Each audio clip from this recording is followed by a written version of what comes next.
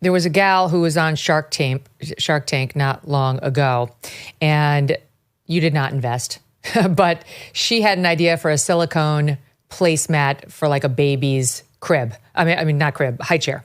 And she wound up getting this project off the ground, and she has her product made in China. And the New York Times' daily podcast called The Daily featured her last Monday. We pulled a SOT. She's trying to be they're using her as their real life witness on how bad these Chinese tariffs are hurting Americans. Here it is. Take a listen. I shudder to ask this. What happens to the tariff cost you would bear once the tariffs go from 104 to 145%? $229,000. Just the tariff you would pay on $158,000 worth of product. Mm-hmm. And we would have to come up with that in the 30 to 40 days it takes for the product to get to the U.S. Wow. And I can't get any more loans. I'm fully leveraged. I have my house on the line already. I can't get more loans. Yeah, I mean, I can't come up with that kind of money. That's an astonishing number. I'm not okay. I'm scared for my friends. I'm scared for myself. Like, they don't understand. This is certain death for us. That's Beth Beneke, founder and CEO of Busy Baby. So what do you make of that? I'm familiar with the deal. I'm familiar with the situation. I've probably had that podcast sent to me 2,000 times already. I remember investors on Shark Tank, but we also have stories of hundreds of companies that have been on Shark Tank that also manufactured their product in China. As soon as it gets to 5 million in sales domestically, the same factories that are making it there knock it off and sell it at a 40% discount because they never have to recoup the R&D that the company put into making the product in the first place. And they get wiped out a different way. They get wiped out by China, they just totally ignore the IP, and they can't go back and litigate. The crazy thing, Megyn, is Chinese companies use the American legal system to sue American companies after they've knocked them off. Why is that okay? Then they So go in other to words, you are over here as an American company. You come up with a design. You do all this R&D to make sure it's a safe product. It's an effective product, and then you bring it to market here and in China. And in China, here you'd be protected by certain copyright laws or whatever you're using to protect your IP. But over there, you don't have that protection, so they just knock it off and they start selling it for cheap. That's what you're saying, that there's no respect for your IP. Well, it's worse. Maybe when they're young, they're taught this is completely fair to do this. You steal, you cheat. It's part of the psyche of how you build your economy. It doesn't matter that it wasn't your idea or that you spent millions of dollars in R&D to create it. They simply don't give a shit. And that is what we have to fix. Because if they want to play with the big boys, including trading in Europe and everything else, stealing everybody's IP and then selling it back into those markets and flooding the markets with the exact same product at usually a 30 to 40% discount with no consequences is going to end up in a very bad place for everybody, because they can't sustain that forever either. And look, everybody wants to do business in China. I want to do business in China. All I'm asking for, and I don't think I'm being unrealistic in this request, is give me a level playing field. Let me use their courts to litigate trade disputes and resolve them, just like they use ours. Can you not do that? Well, no, you can't. And I mean, just to give you a sense of how crazy it's gotten, there's a law on the books that says for Chinese companies, when they want to raise capital in America, they can go to the NASDAQ or the New York Stock Exchange, form a company, issue shares to Americans that aren't real shares. They're shadow shares. And what's incredible about this, they don't even comply with GAAP. And so what this law said was, it was Rick Scott who originally got the momentum, the senator out of Florida, on this deal, and said, look, we'll give them 3 years to comply. That's a long time.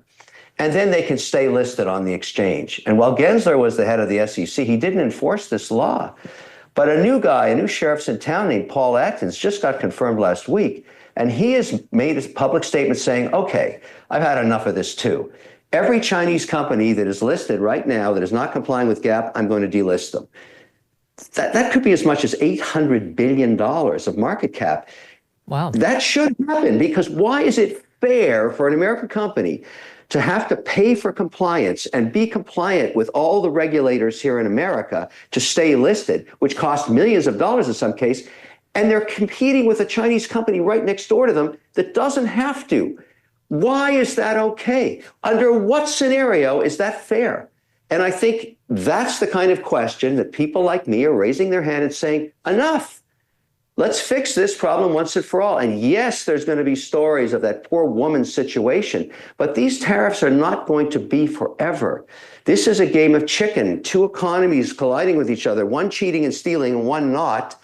At some point, you got to resolve the issue. And I think at some time in the near future, Xi is going to call Trump and say, okay, where do you want to meet?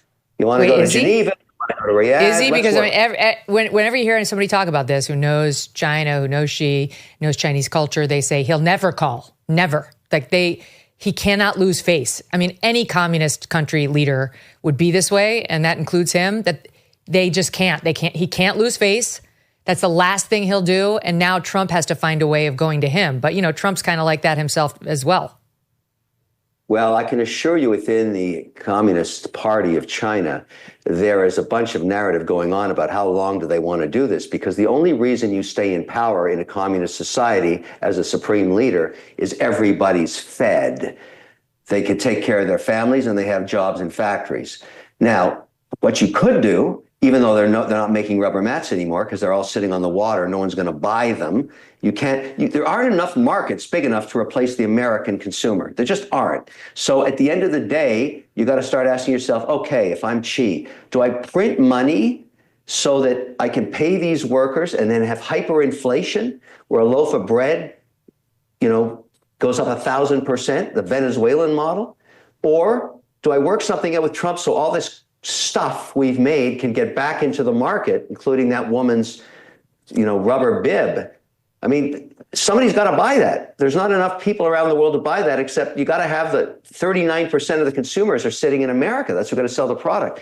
That's why I would think at some point, because I'm a pragmatic guy. Again, I look at the policy. I know there's a lot of politics here, but if I'm Xi, I'm thinking, okay, how do I save face on this deal? What do I do here to get things going again so the stuff on the boats gets to America with no tariffs on it? All the Europeans the guys in England right now today are saying, okay, let's drop our tariffs on agriculture so we can start shipping grain in both directions, or whatever they want out of ag. German car parts, we talked about that. All of these guys are working this out. Xi has to do that too. Now, is it going to take 2 weeks? Is it going to take 2 months? I don't know, but I guarantee you there's no scenario where Xi can outlast the American consumer, because that's really what you're talking about, Megyn. At the end of the day, can he really cut himself off from the largest consumer market on earth? No. And so I'm on the camp that says, okay, let's see how long this game of chicken lasts. But would I like to resolve this thing once and for all? Let me speak on behalf of millions of investors and entrepreneurs in America. Yes, I want to do business in China. I'm willing to compete with Chinese on a level playing field, and I want to open the markets up. Yes. I have nothing against the Chinese people. I don't like their government. I don't like their policy. And if you're not going to change the government, then let's cut a deal to have a reciprocal tariffs or no tariffs, but definitely access to the markets, and definitely got to play by the rules. I would like to raise money in Hong Kong. I would like to approach their markets. I don't want to have my IP stolen. I don't want a 51% Chinese partner. We don't force that on Chinese companies here.